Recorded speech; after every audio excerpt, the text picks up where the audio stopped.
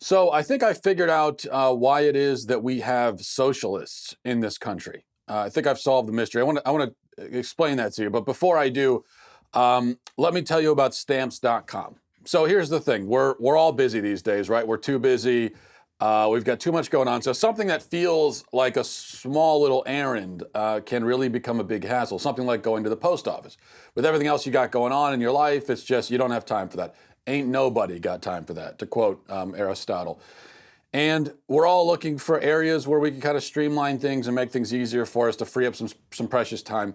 And that's why you need stamps.com, one of the most popular time-saving tools for small businesses. Stamps.com eliminates trips to the post office, and it saves you money with discounts that you can't even get at the post office. I think that's the best part.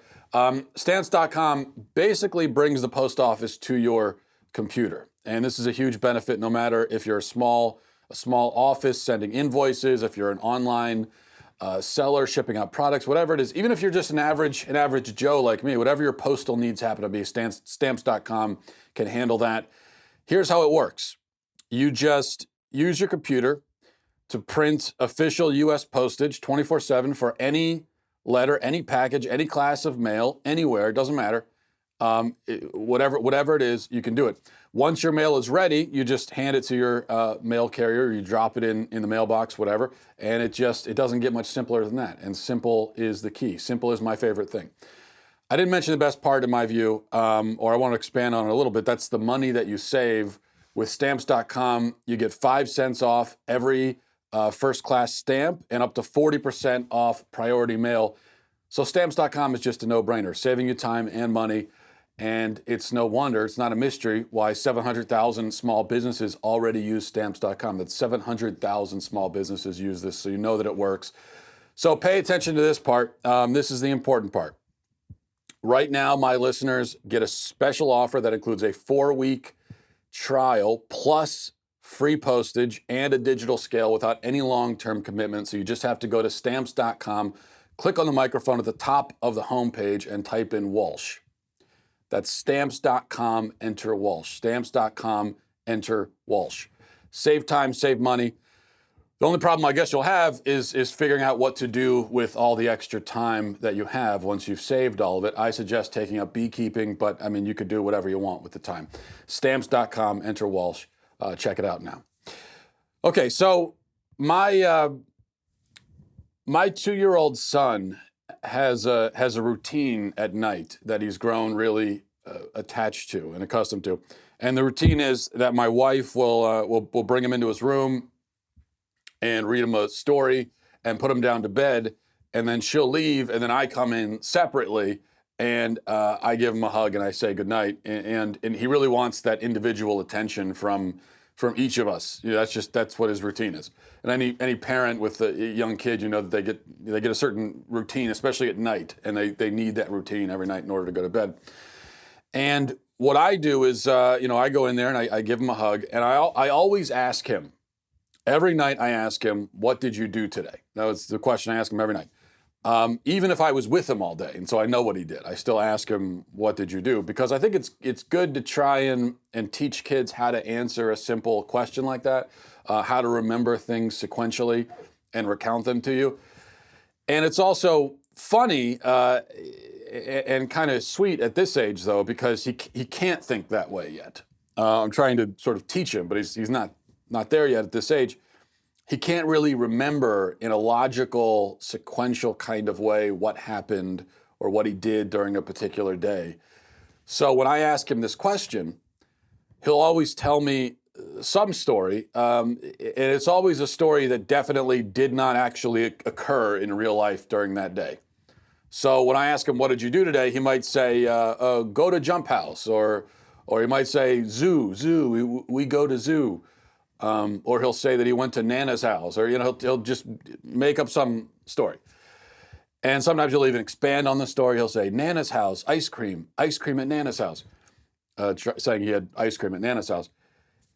And he'll say those things even if he definitely did not do any of those things. But then if we actually went to the zoo, and I ask him, what did you do today? He won't say he went to the zoo. He'll come up with some other thing. And why is that? Well, because kids, when they're 2 years old, right, they can't distinguish what they wish was the reality from what actually is the reality. They literally cannot tell the difference. So for him, when you ask him, what did you do today? What he hears is, what did you wish you did? Or what would you like to have done? Or just tell me a story like that. He can't tell. That's how he hears it. He can't tell the difference between those things. So a child at this age literally psychologically cannot distinguish desire from reality. And that's one of the reasons why a 2-year-old kid, they have these temper tantrums where they ask for something and then you don't give it to them right away and they just have a total meltdown because they really don't understand why it is. You know, when he comes in and asks for some juice and you say, well, we don't have juice, or wait a minute, I'll get you juice in a minute. And he starts melting down. It's because he really doesn't understand. It's like he wants juice. Why isn't there juice in his hand right now? He just asked for it. So why isn't there? He really doesn't understand it. And so there's this, so everything goes haywire in his brain, and then he melts down and freaks out. This is also why with kids, little kids, they'll say something that isn't true, but you can't say that they're lying. They aren't capable of lying. So if a kid knocks over a glass and it breaks and the milk spills everywhere, and then you say to them, did you just knock that glass over? And they say no. If the kid is 3 years old, 2 or 3 years old, that's not a lie. In the child's mind, he wishes that he had not knocked it over. And so when he says, I didn't knock it over, it's the same thing. Because he wishes he hadn't done that, it means that he didn't do that.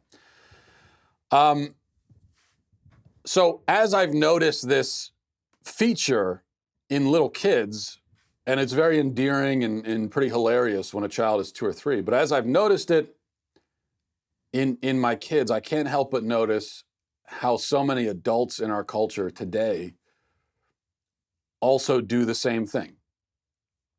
And it's kind of scary when you're a parent and you see the way little children behave. It gives you such an insight into how adults behave, especially these days in our culture. Except it's not nearly as endearing or funny for adults. In fact, it's not endearing or funny at all. But it seems to me that a lot of adults are similar in that they struggle to see the distinction between what they want to be true and what is true. So take, for example, the alleged grown-ups who advocate for the government to forgive student loans. When I hear these people talking and explaining their point of view, I always think of my 2-year-old son. They're acting exactly the same way. They say, well, the government should just make this go away. $1 trillion in student loans. The government should just take care of that. I shouldn't have to pay it. The government should pay it. Money that people chose to borrow of their own free will and volition, they shouldn't have to pay that back. I shouldn't have to pay it back. The government should just take care of it. And then you say, you might argue back, well, that can't happen. It would be a disaster. The government can't just do that. It can't take the money has to come from somewhere. So if you're asking for the government to forgive your student loans, what you're saying is the government should take money from people who did not take out those loans and use it to pay off the loans that you took out. That can't happen. It doesn't make any sense. It wouldn't be fair. It would be economically disastrous. It can't happen. It's crazy. But the people advocating this, they have no argument in reply. They have no reasons. It's just, I want it to be this way, so it should be. So you'll notice that their reasons for why the government should forgive student loans, their reasons never have anything to do with feasibility or economics, or even really justice or anything like that. It's just their reasons all have to do with how it would benefit them personally. And so when you're trying to argue with them about, you're trying to talk about the issue on sort of a grander scale, all they want to talk about is, well, yeah, but I mean, I'm having trouble paying my rent because of my student loans. So, and you say, yeah, but so what? That doesn't mean, well, what do you mean, so what? But this is a problem in my life, and so it should just be solved. Socialism is gaining popularity, especially in the younger generations, on this same basis. People who just never, their mentality never developed past the age of 2 or 3. There are people who want socialism to work, insist that it will work because they want it to, not able to distinguish between what they want and what actually is. So they say we need to have socialism, and you point out that all of these socialist systems throughout the last 100 or so years have resulted in calamity and death on an astronomical scale. You tell them to read the Gulag Archipelago. You tell them to read about Venezuela, look at North Korea. You give all this evidence, but it doesn't matter. They want socialism to bring about a utopia, so it will. The fact that it never has before doesn't matter. The fact that it has resulted in tragedy and travesty and death doesn't matter. The fact that we can look at all of these other countries and see real world examples and see how horrifying they are doesn't matter. None of that matters. You can show them pictures of the socialist breadlines, and that doesn't matter because in their minds, all they're thinking is, well, yeah, but I want it to be different, and so it will be. I think the Green New Deal is the most prominent and striking example of this mentality. Have you ever tried speaking to a true believer in the Green New Deal? Have you tried talking to them about it, getting their reasons for why?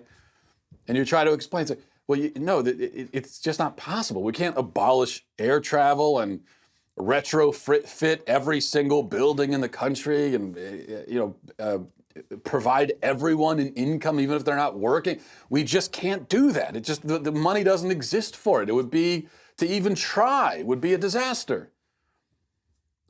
But there's this disconnect because all they're thinking is, yeah, but how great would it be if it did work? And because it would be great if it did work, then it will work. So the only remaining question is how is it that so many adults have made it to adulthood without developing the ability to distinguish desire from reality? And I really have no groundbreaking answer to that. I think that this is just what happens when kids are never told no, never disciplined, never given any boundaries, never taught to cope with disappointment. If you raise a kid like that, they will likely end up in jail or a socialist. And as a parent, I'm really not sure which I would prefer, but I think maybe I'd prefer the former, to be honest. But this is just what happens. If I can look at my 2 or 3 year old child and see and make these comparisons between him and adults, well, that just shows you. It's like if it's very cute right now at 2 or 3, but if I never teach him how to actually cope with reality, then that's where it's going to end up. All right. So switching gears here. Last night there was an utterly horrifying, though compelling, and I think important documentary that aired. The first part of it aired on HBO. It's called Leaving Neverland, and it's about Michael Jackson's monstrous abuse of 2 young boys. 2 young boys who are now adult men named Wade Robson and James Safechuck. Jackson was accused by 5 boys in total, and this documentary focuses on 2 of them. And it tells the story about how Michael Jackson would find these kids, groom them, endear himself to their families, kind of set the stage for what comes next, and then he would make his move. And the sexual abuse, when it began, was, of course, just, and it was described in graphic detail in the documentary, but it was, as you would expect, revolting, vile, evil. I mean, just nightmare-inducing. Now, but I'll tell you, as I was watching this, for me, the most shocking aspect of the documentary, aside from the graphic details of the abuse itself, but the most surprising thing to me, as someone who was, I was a young kid myself when Jackson's was really at the height of his fame. So I never really paid attention I didn't really pay attention to Michael Jackson. I never listened to his music. I didn't really care about him. And the whole thing, when I was a kid, I mean, I just wasn't paying attention to it. So as I'm watching the documentary, it really surprised me to see how Jackson was constantly draped all over young boys in public, on camera, constantly, all the time. It just was. They've got just reams of footage of this guy just walking around with holding hands. He's got his arm around all these random young boys. He groomed these kids in public for the whole world to see. And he would have one male companion who went with him everywhere. It wasn't just like the kid showed up at a charity event with him one time. It was like they would have one kid who was with him for like a year, everywhere. They'd be on private planes together. They would go to all the shows together. They would just always be together. And holding hands, having their arms around each other. And it would be like that for a year. And then the boy would be replaced by another boy who looked strikingly similar, but often was younger. And this was the process that would unfold in public for everyone to see. That Michael Jackson would always have a new companion, was always a young boy. They always looked similar. He never had an adult companion, that as far as anyone could tell, and it was never a girl. He would never. So this idea, well, he just loved kids. He was a kid himself. He liked hanging out. Yeah, well, then why was? But so what is it? He never had little girls around him, though. Have you noticed that? It was always little boys around the same age. Everything's the same. So I look at that now, and it wasn't all that long ago, but I think it's hard. I can't even imagine now a world famous pop star who is known to always have young male friends flanking him. It's just, but this wasn't all that long ago, and this is what was happening in public. And that's the thing here. Jackson's deranged, cultish, idiotic defenders, and these people really are just disgusting. Honestly, they are. The people that defend Michael Jackson, these people, I have so much disdain for them. But they'll leap to the pedophile's defense and they'll say, "Oh, nothing was proven. He was found innocent in court." Okay, first of all, I've heard that over the weekend as I've been talking about this on Twitter a little bit. I've heard that phrase so many times. He was proven innocent. No, do you know anything about how the justice system works in this country? He was not proven innocent. That's not what happens. He was not convicted. He was acquitted. Okay, you're either convicted or not. He was not. But just because a world famous, beloved, mega wealthy pop star with an army of top lawyers managed to secure an acquittal rather than be convicted based on accusations from powerless, nameless kids, that does not mean he's actually innocent. Okay, just because a rich and famous person can buy an acquittal for themselves, that does not mean that they're actually innocent. So we can use our brains here, which the jury did not do in his, whatever it was, 2005. In that case, the jury didn't use their brains, but we can use our brains and we can see the truth plain as day. So this is the point. Even if you think it's possible that 5 boys would all accuse him falsely, all telling remarkably similar stories, even if you think it's possible that they're all lying. And really, look, people are falsely accused. I've said that many times, and there have been recent examples of people being falsely accused. But if you have 5 separate children over the course of a decade coming out and accusing you of abuse and telling the same kind of story of abuse with all the same lurid details, well, the chances that you're innocent are just extremely low. And in fact, I'm trying to think of an example of a person who was accused 5 times of child molestation and was not a child molester. Maybe you could I can't think of an example. But even if you ignore that fact, and if you ignore the fact that he paid off, at least one of his accusers. So even aside from that, we can still convict him in the court of public opinion based on the undeniable and proven facts. So forget about accusations for a minute. There are some undeniable, proven facts that even Michael Jackson admitted to.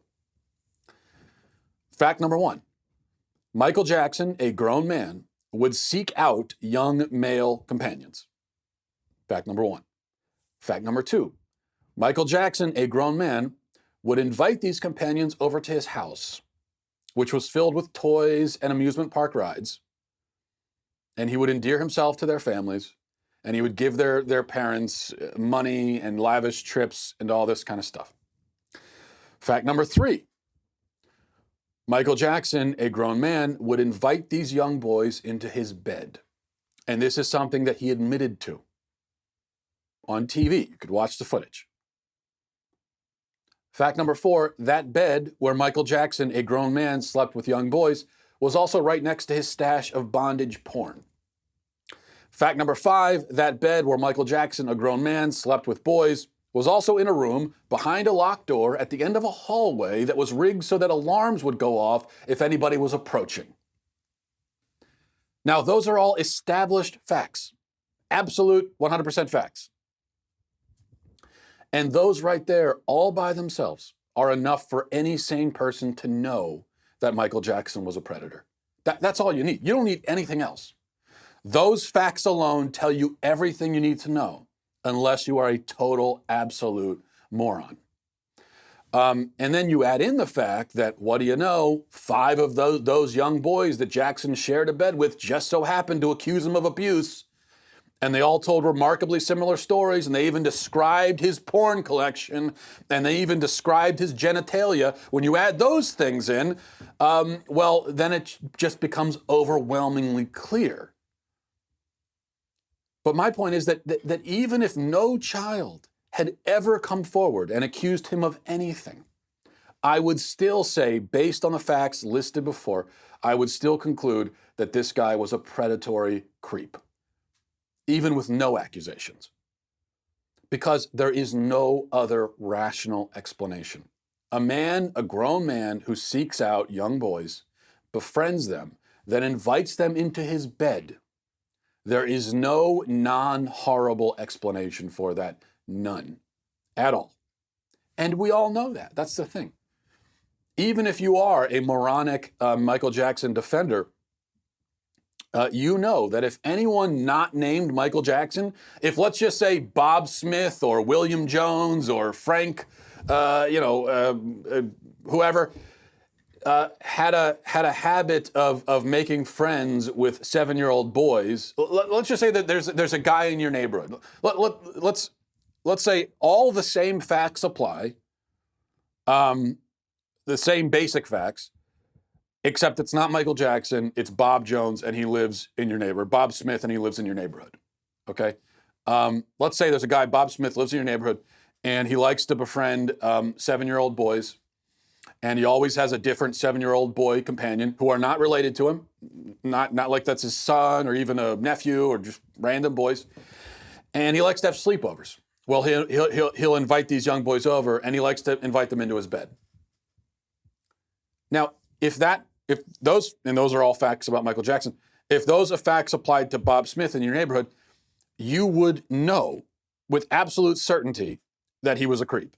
And you would call the police, and then he would go to prison because Bob Smith in your neighborhood wouldn't have the army of lawyers. And he also wouldn't have the advantage of jury members who know him and love his music. Which obviously, when you've got a guy like Michael Jackson on the jury, ideally you're supposed to try to find people that have never heard of him. But it's just in 2005, there was no way you would find anyone who had never heard of Michael Jackson. So, if that was Bob Smith, you would know for certain that he was a predatory creep, and he would go to jail, and that would be it.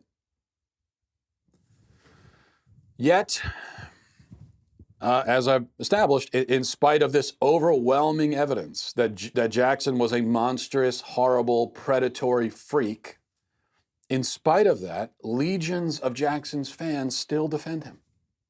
And they defend him viciously, sending hate mail and death threats to anyone who discusses his pedophilia, swarming like zombies to defend their favorite pop star, so much so that there are a lot of people who just don't even want to touch this subject because they don't want to deal with Michael Jackson's idiot fans. Well, I don't really care about that, which is why I'm, but, and as I think about this, and I just trying to wrap my head around these people who still defend this guy. And the really revolting thing when I think about it is that these people can't possibly be as stupid as they portray themselves to be. The defenses they offer are so weak and so desperate that there's no way that they actually find their defenses convincing. Like, I'm not kidding. A Michael Jackson defender sent me last night a list of boys that Michael Jackson did not molest. That was his defense of Michael Jackson. Is that, oh yeah? Well, here's a bunch of boys that Michael Jackson didn't molest. What do you think about that? Okay, well, first of all, how do you know that he didn't molest those boys? Second, so what? There were plenty of women that Ted Bundy didn't kill. Almost every woman in the world was not killed by Ted Bundy. Almost every single one, except for the several that he did kill. So what does that mean?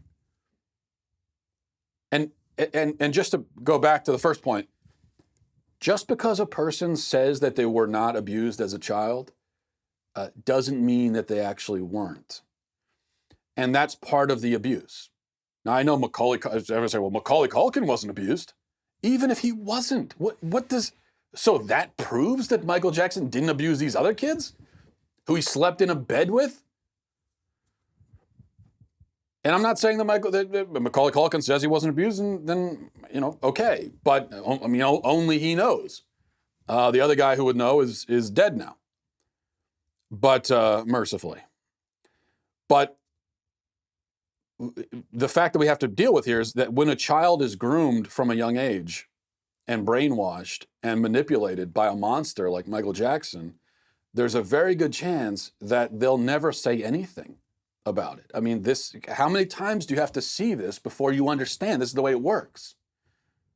People can be abused and they could wait 50 years to say anything, especially if they're abused as young children.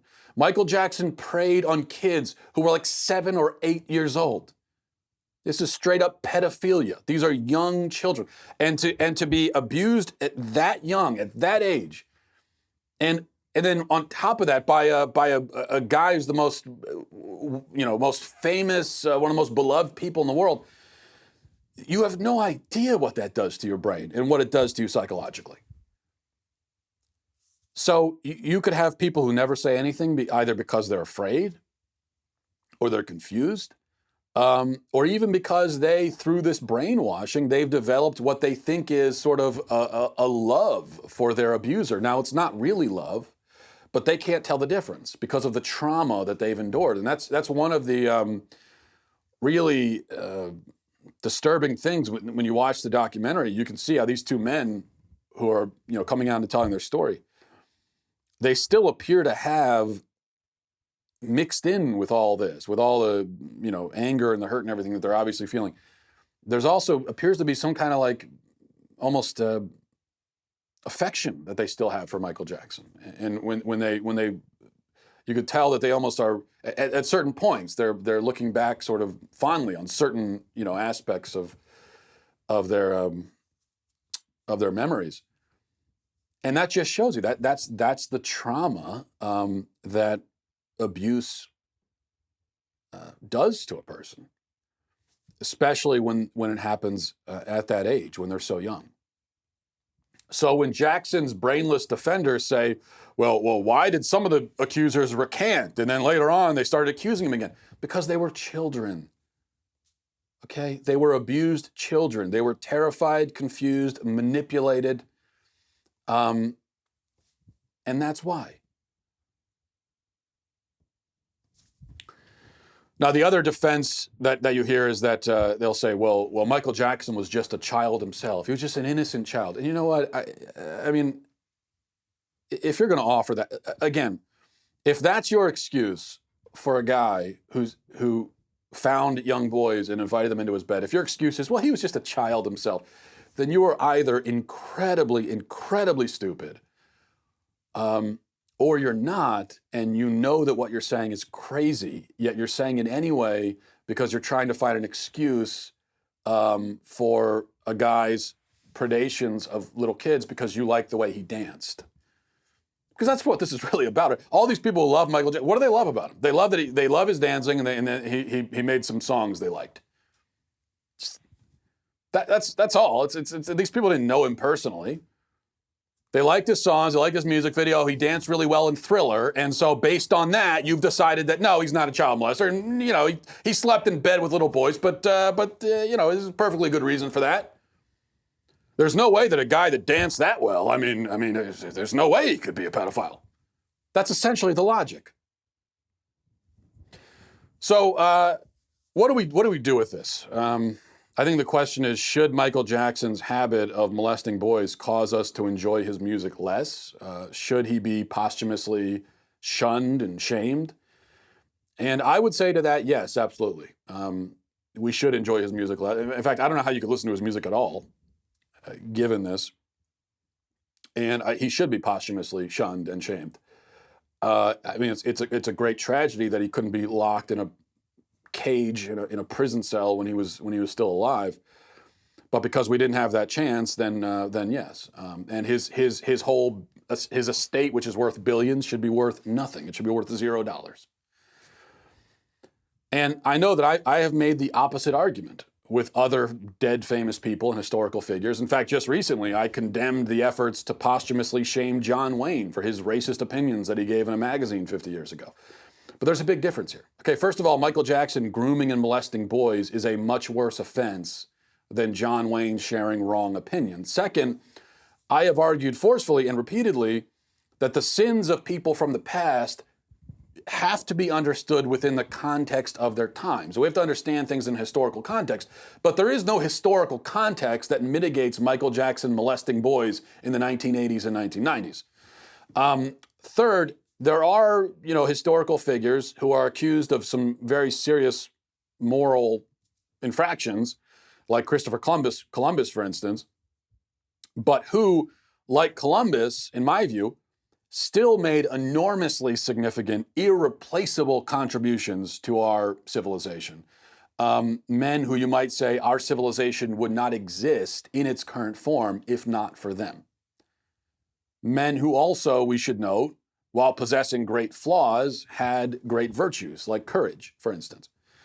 And I think in their case, even if they also did very bad things, we should still honor them and remember them and appreciate their contributions as a matter of history. But Michael Jackson, he just made some songs people like. That's all he brought to the world. That's all. If he never existed at all, everything would be basically the same. There would be almost no difference, except these families that he destroyed maybe would still be intact. So that would be the big difference. So without Michael Jackson existing, there would be positive differences in the world, but it's not like if you get rid of Christopher Columbus and who knows? I mean, everything could look different without Columbus. With Michael Jackson, it's not that way. So it seems to me that his evil deeds far, far, far outweigh his good contributions which consist, frankly, of just some catchy tunes, and that's it. And yeah, I mean, music is important, and it makes us feel good and all that kind of, and that's fine, that's great. But it's just pop music. That's all, guys. That's all it is. If that's all a person brought to the world, and in the good category, and then in the bad category, you have the serial molestation of innocent children, then I think that's someone that we just need to toss out. There's no room for them anymore, and there's no reason to remember them fondly or anything. They should just be forgotten. except in the context of using their story as a cautionary tale. And that's the other thing. That's one of the reasons why I said this is kind of an important documentary. Is it's a cautionary tale. It shows you how predators operate, how they kind of ingratiate themselves into the lives and the families of their victims, and so that's maybe the most important. That's the one service, I suppose, Michael Jackson provides us now, is that we can go back and learn something about predators. All right, let's see. One other thing. Well, there was. I wanted to mention this. I guess maybe we'll save that for tomorrow. All right. Alexandria Ocasio-Cortez has been accused of leaving a huge carbon footprint herself. Even while she's on this environmental crusade, she's still going around in SUVs and all that kind of stuff. And so I believe it was the New York Post. I don't have the article in front of me, but the New York Post did an article about her own carbon footprint and how it's much bigger than the average person. And so we'll talk more about it tomorrow. I do think that that is an important point. It seems almost like a cheap kind of thing now, because we hear this over and over again. Like we get it by now. It's almost redundant that these environmental crusaders, Al Gore flying around the world in his private jets and so forth. So we know all that. But I do think it's an important point, because when you look at these prominent environmental crusaders and you see that almost all of them are not only leaving a carbon footprint, not just a carbon footprint that's about equal to everyone else, but a much larger one, I think when you see this pattern, you begin to suspect that almost all of the people who are at the forefront of this movement,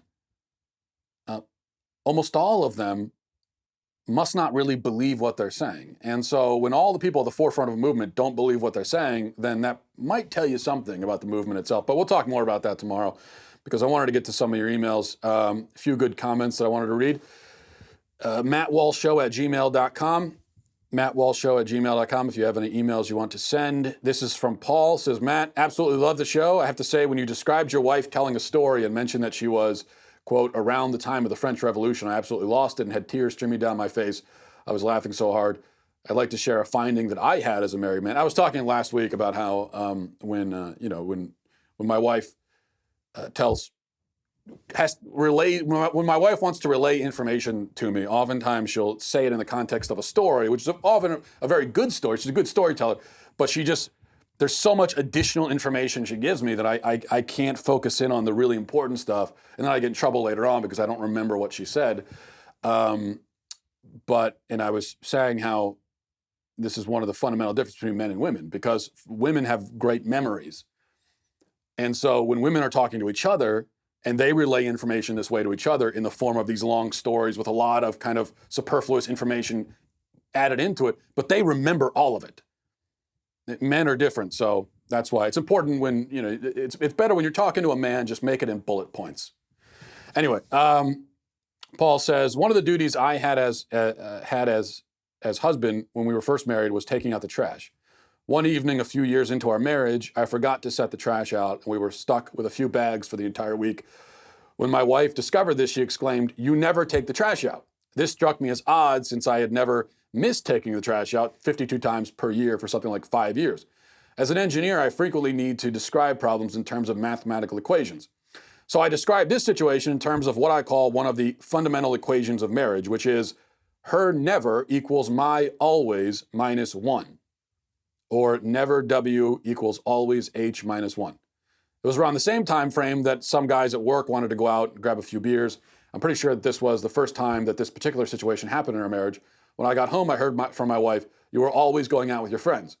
I'm sure you see where this is going, but it ended up with one of the other fundamental equations of marriage, which is her always equals my never plus 1, or always W equals never H plus 1. I'm not claiming that these are the only equations, but they are what I've stumbled across so far. Keep up the great work. Well, Paul, you lost me on the math. Once you get into math, you lose me. Because I am myself a very stupid person. but I think I know where you're going with this. The only thing I will say, in fairness to wives everywhere, is that I think the always never thing, I think both husbands and wives are equally guilty of that. That's just one of the classic things that you get in a marriage. And it of course, it never helps the discussion. The moment you're going, you always do this, or you never do that. It's very, like, nobody always does anything, right? Unless you're saying you always breathe. Although if you're complaining about your spouse always breathing, then that's probably a bad sign about your marriage. But aside from something like that, no one always does anything. There is no always, there is no never. So the moment you start injecting words like that into a discussion or an argument with your spouse, then it's not going to go anywhere, because this is just completely off the rails. And the other thing, what always happens is one of the spouses says, well, you always do this.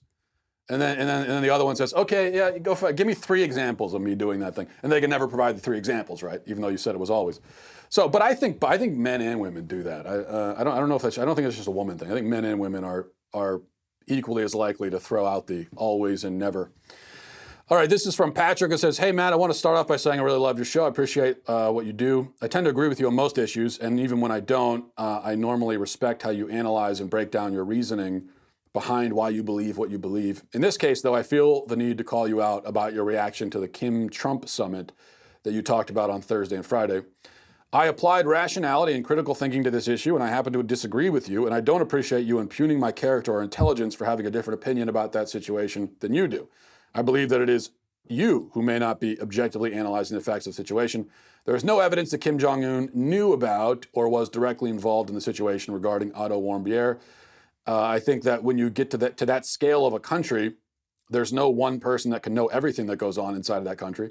If you're somehow omnipotent or have spies in North Korea that I'm not aware of, and thus have proof that Kim Jong-un was involved in what happened to Otto Warmbier, then please enlighten us. I don't even like Trump or agree with everything that he does, but I recognize that leaders have to make hard decisions and they have to do unpopular things sometimes to get the job done.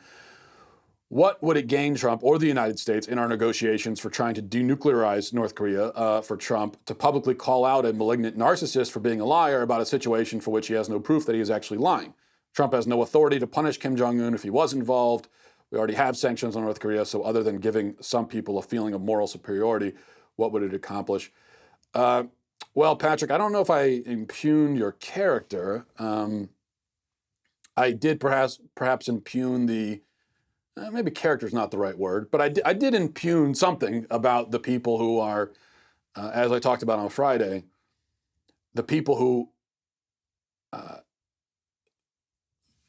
obsessed with Trump, either positive or negative, like I discussed. There are some people who will never defend Trump, will never support anything he does, and will always criticize. I know I just said we shouldn't use always and never, but in this case, I think it applies. So there are some people like that on the left, and I think that's absurd and just irrational.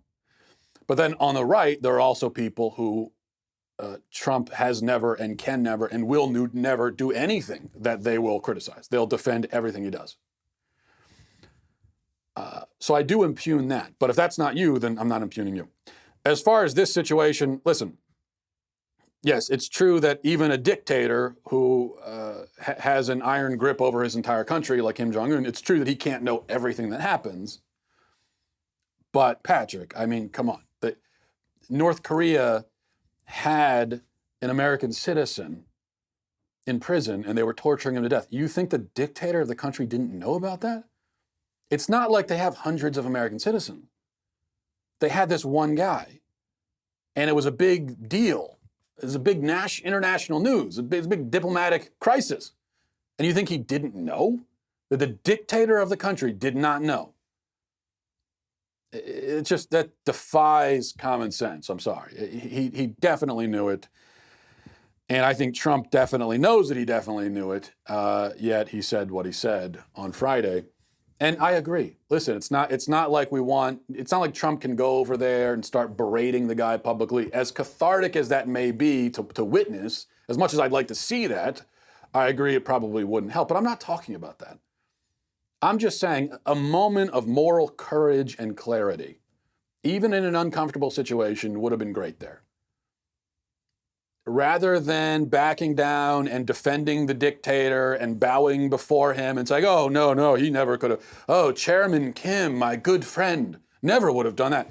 No, you see, I think that there's a wide chasm between that reaction, which is what Trump was doing over there, and berating Kim publicly, which is what, by the way, what Trump did like 2 years ago when he was trolling him on Twitter. But I think there's a wide, Trump has never figured out an in-between between those two things. I think there's an area in between, a very rational, mature, morally clear in-between zone that I think Trump could find, and that would be good for everybody. All right, last email. This is from Travis. Says, hi, Matt. I just saw your most recent segment where you posited the question, when will the majority stand up? I think this is the most important question in regards to the issue because, as you noted, it seems as if the vast majority of people believe this gender baiting ideology is insane. Unfortunately, however, I think I have some understanding as to why most people are unable to stand up against this agenda. And if I've heard enough of your podcast, I think you'll agree with me. The problem is that we, as in the prominent culture, value the individual's inviolable right to choose whatever end available. This tacit belief that all matters is the unrestrained act of will unless it hurts someone else is the all that is left of our morally vapid language.